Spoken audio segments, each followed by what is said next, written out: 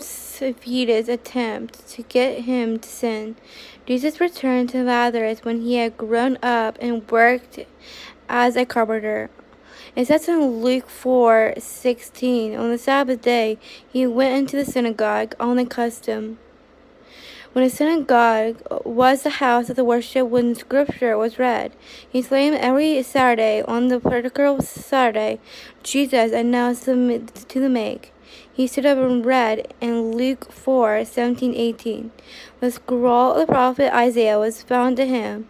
Unrolling it, he had found a place where it was written, "The Spirit of the Lord is on me, because he anointed me to preach good news to the poor.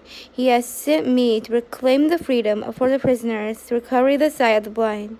When Jesus read the scripture and the innocent ancient prophecies about the Messiah, the King who would show the world that God is like and rescue sinners from the demon of Satan's sin and death and hell.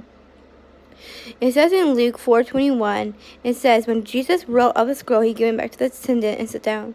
The eyes of everyone in the synagogue was fastened on him, beginning by saying of them, "Today the scripture is fulfilled in your hearing." How did Jesus' neighbors react to become Messiah who came from heaven to fulfill the prophets has written in the scripture? It says in Luke 4:28-30, it says, all people in the synagogue were furious when they heard this. They got up and drove him out of the town and took him to the broad hill in the town was built, in order to throw him off the cliffs, but walking through the crowd on the way. Jesus, the demons, unlike Adam's self-afflicted, dying descendant, when as the Messiah King anointed by God, away was perfect control. No one could touch him unless he allows it, but he would touch them. This powerful message between the Messiah, the King, and the coming one who's coming now and forevermore, for our lives to a change for the better.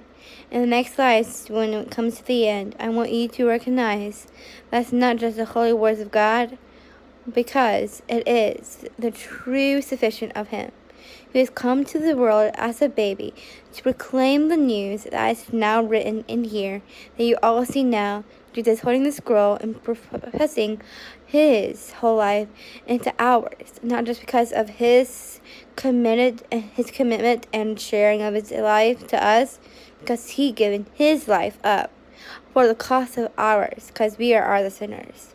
We should pay the price, but we never did. We never deserved that, but we do deserve grace.